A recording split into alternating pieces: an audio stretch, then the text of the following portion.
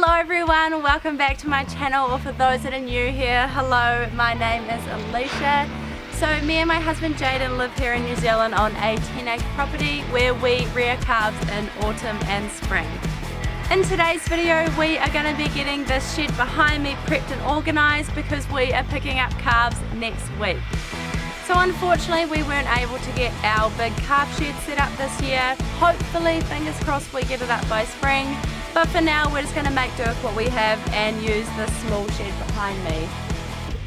So because we're using a smaller shed, obviously we're not going to be doing the numbers that we hope to do. So this autumn we're going to be looking at doing 40 calves, so 2 groups of 20 calves. So apart from clearing out the shed, heading to farmlands, picking up the milk powder and everything like that, we're going to be talking about the most important thing when it comes to calf rearing, and that is good hygiene.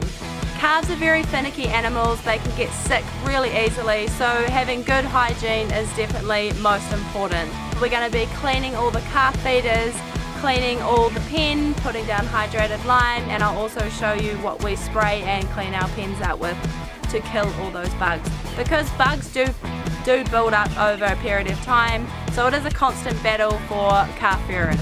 I'll also show you the key things that you need in a calf shed, such as ventilation, sunlight and drainage, because all these factors all come together when it comes to keeping your calves nice and healthy. So anyway, I hope you enjoy this video and let's get into it.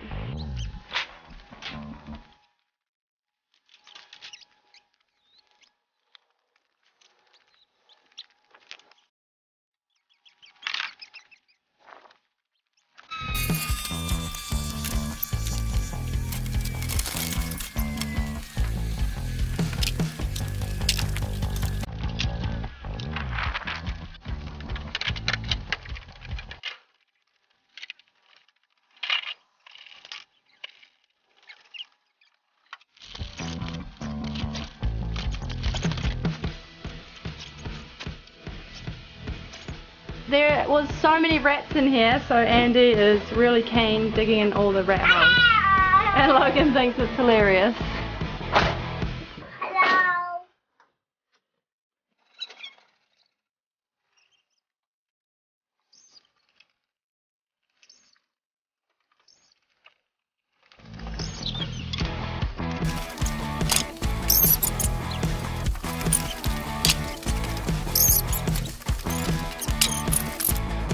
And he got it. So as you can see behind me, we have now cleared all the equipment out of the shed and also found a few rats in the way. So now we're just going to scrape all the hay off the top because hay is not suitable for calf bedding. In the past I tried to use hay when I was younger and it was a complete nightmare. The hay mixes with all the manure and just, yeah, it's just not good. So if you do have hay in your barn, definitely make sure you get that out before adding your new sawdust. Sorry that you can hear Logan in the background, he's just really excited about Carlos finding this rat. He has actually never seen a rat in person, so I think he's very intrigued. Hey, but if you touch it we're going to have to wash those hands.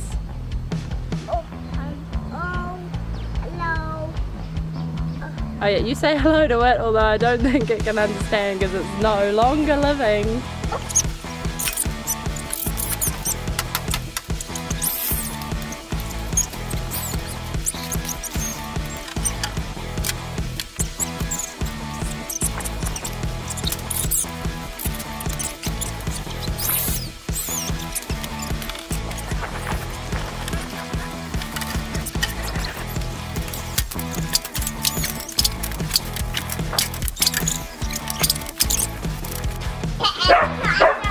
You collies are such a pain.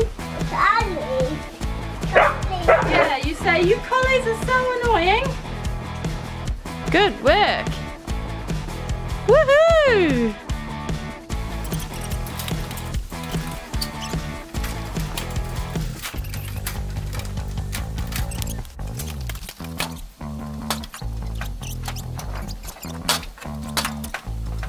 Okay, so a quick update with where we're at. After clearing everything out, I have put up 2 gates. So I like to have a gate in the middle there as well, just to make it easier to feed the calves. because generally when we get all the calves at 4 days old, some of them don't really know how to feed properly. So I think it's easier having 2 groups of 10 rather than having one big group of 20 to try and feed them all together. So up next we are going to start the disinfection. So what we use is Vetsan. I will show you what it looks like in a second. So we use Vetsan over any other disinfectant product because it kills Cryptosporidium as well, and we have unfortunately had crypto in the past. We will also put down hydrated lime, which is this white powder, and that really kills the bugs and dries out the ground. Now definitely wear a mask when you are using hydrated lime because it really stinks and makes it really hard to breathe. So here is what the Vetsan looks like. When we are first spraying out the pens, we will spray it with the stronger strength, and that is 500 ml to 5 litres, and then once a week we'll spray out the pens at the weaker strength, which is 200 ml to 5 litres of water.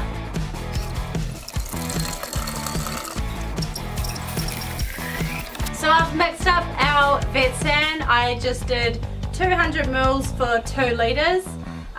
Make sure you only mix up what you're going to use because Vetsan is actually quite expensive, and I know that we'd roughly be using about 2 litres for this small area. I know it looks funny using this little thing, but that's all we have at the moment. I do normally have a big backpack sprayer, which is a lot easier when you're doing bigger pens because obviously you need a higher volume of mixture. But this will do the trick for this little shed.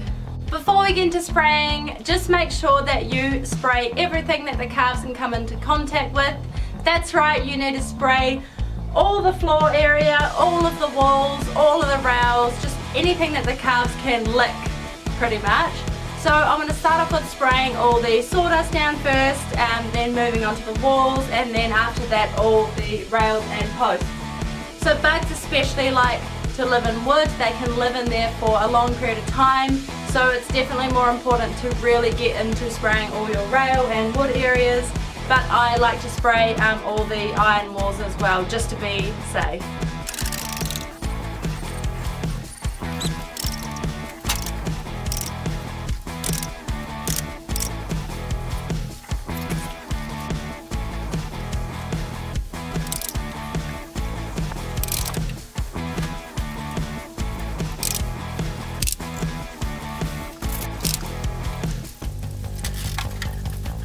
Alright, so now the pen is all sprayed down with Vetsan. The next thing we use is hydrated lime.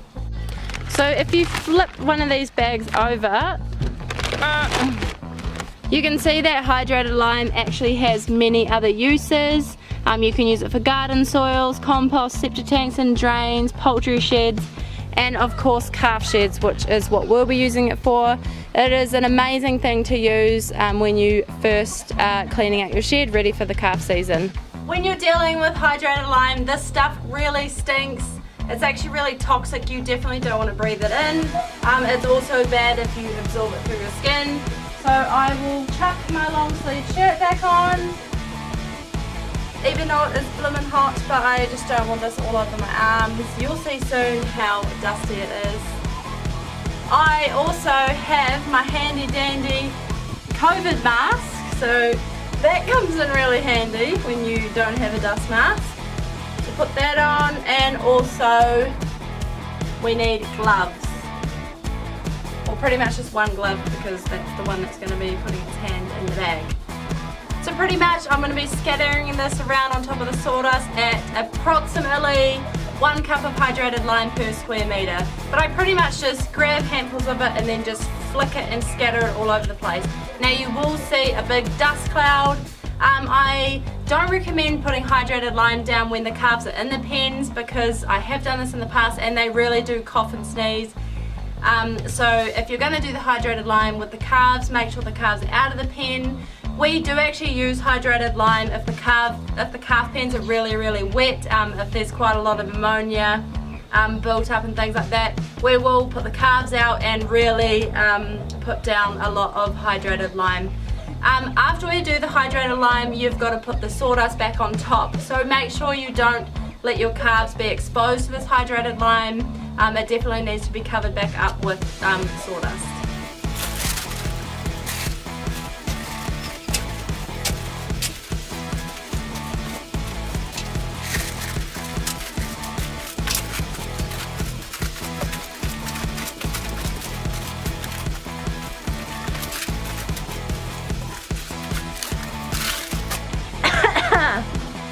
can probably see how dusty that is.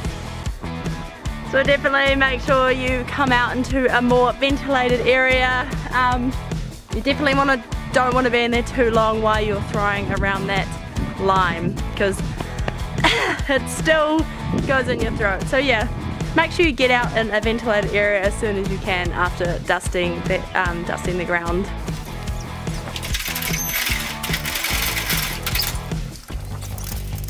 So we've just been to Farmlands and picked up 2 bales of sawdust. So you're probably wondering why I'm buying them in a bale form, and that's just because our pen is quite small this year, and it's just easier to handle the sawdust when it's in bags.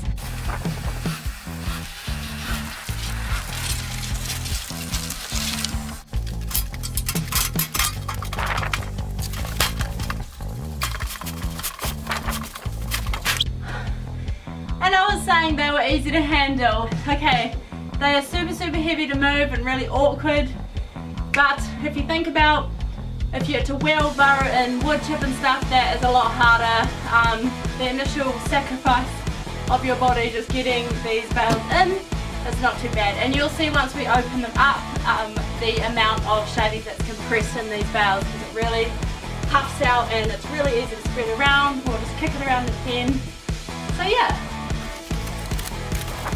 Right, so what I do is I literally just push it out with my hands.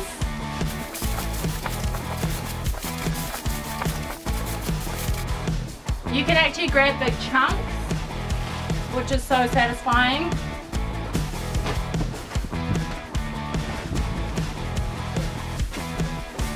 So obviously the more you flick out, the lighter the bag becomes, and then I'll work my way down to the back of the pen.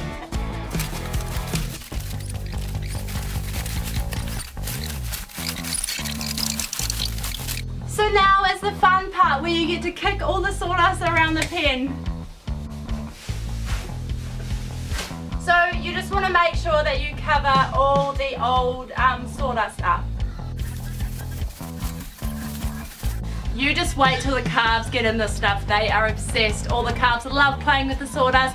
They like bump the piles with their head. It's really cute.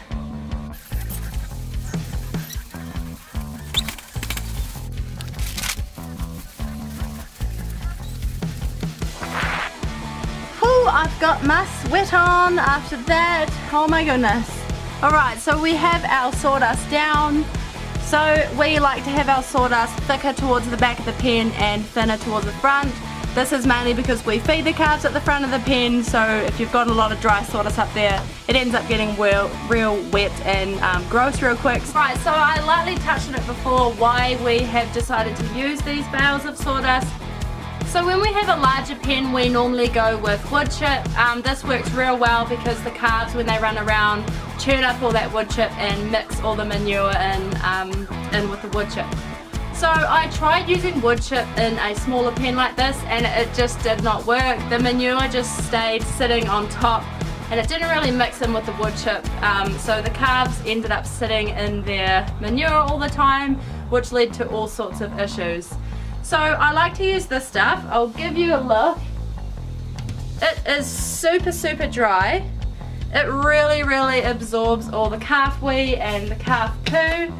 And it's also really easy to apply a fresh layer every few days. So when it gets a bit wet or yucky in here from all the calves, it's really easy just to pretty much pick up a big chunk of the sawdust, throw it into the pen and just kick it around, just giving that pen a fresh layer. Make sure you have good drainage in your calf pens. So underneath the sawdust we have a thick layer of metal, a small layer of wood chip on top, and then a thick layer of sawdust. So you don't want your calves sitting in any wet bedding because this can lead them to get all sorts of problems and become very unwell. Another thing you'll notice is this big gap that we've cut in the top of the iron, and also it is an open front pen, and that's to allow a lot of ventilation. Ventilation is really important because there's a lot of animals in a small space. The ammonia smell can build up very quickly, so by having good ventilation really airs out the place. Also, when setting up your calf pens, make sure your calf pen is more deeper than it is wide. This is to help the calves get out of the wet weather, because when the rain comes through the front it obviously can't get to the back. Now I do realise we have these sides open, but we very rarely get rain coming from this direction. It always comes either this way or through the front. When it comes to how many calves you can have in a pen, I like to work with 1 calf per about 1.5 square meters. So this pen here is quite small. It's about 10 meters down the side by about 3. So I would put 20 calves in here, and I think that that is a good amount to have. You don't want to overcrowd your pens because that can lead to your calves getting unwell and sick, because obviously the more calves you have, the more manure and urine there'll be in the pen, which makes it really hard to clean, and then therefore your calves will get sick. Another thing we do that I think is really important is allow the young calves to be able to come outside. Obviously outside is best, it's ventilated, lots of sunlight, and it doesn't keep them sitting in their pen in the dirty sawdust all day. So I highly recommend having an area for the calves to be able to come outside. Now the area that we're going to be using has so much stuff in it, so over the weekend I'm going to be clearing this all out and making it into a calf friendly space. Apart from that, you also want to make sure that your calf pen is north facing. As you can see, I'm getting blinded by the sun, and that is the front of our pen. So you want the calves to have a lot of sunlight, obviously, to keep warm. You don't want to have them in a dark and dingy pen. I just remembered something to tell everybody, which is really, really important. Do not use chain link gates. I repeat, do not use chain link gates like this one behind me. These are terrible for ripping out calf ear tags. In New Zealand there's a law now that every calf has to be nate tagged, and we have lost so many of these through calves ripping them out on the chain link gates. So I highly recommend sticking to these normal bar gates if you don't want your calves ripping out their ear tags. So I'm going to leave cleaning these calf feeders for another video. I'm actually thinking about making a calf rearing series here on my channel. I've been rearing calves since I was 13, now 27, so I have a lot of experience and a lot of knowledge when it comes to calf rearing. Today's video was pretty much a basic video in showing you the setup of our calf shed and getting it ready to pick up those calves next week. I want to make videos on our calf rearing equipment, show you what kind of calf feeders we use, what teats we use and why, also share with you our feeding systems, what milk powder we use, and the fact that we use whole milk as well, and how we mix it together and feed our calves.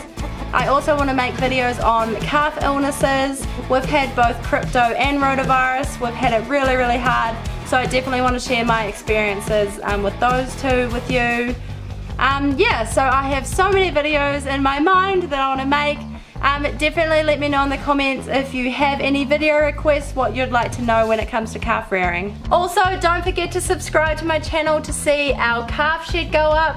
I really hope that it gets put up by spring, so that is super, super exciting. We've actually got the shed out in the paddock and all the poles and everything ready to put it up. It's just a matter of getting the time to put the calf shed up.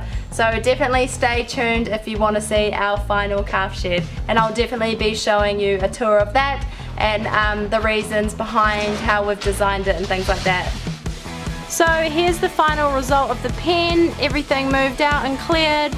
Big thick layer of sawdust down, all ready to go for the calves. Of course we still need to put in the water troughs and the meal troughs, but I'll get to those in another video. Now all you can probably hear at the moment is the pigs in the background screaming. That is because it is 5 o'clock and it is their dinner time. So I'd better wrap up this video here. I don't want to keep the pigs waiting any longer because then the neighbours will hear about it. So thank you so much for watching today's video. I hope you learned a thing or two about setting up a calf pen, and I really do hope to see you in my future videos when it comes to calf rearing, especially next week when we're getting calves, and this pen will be full the next time I see you, so that's really exciting. So thank you so much for watching. I'll see you in another video. Bye.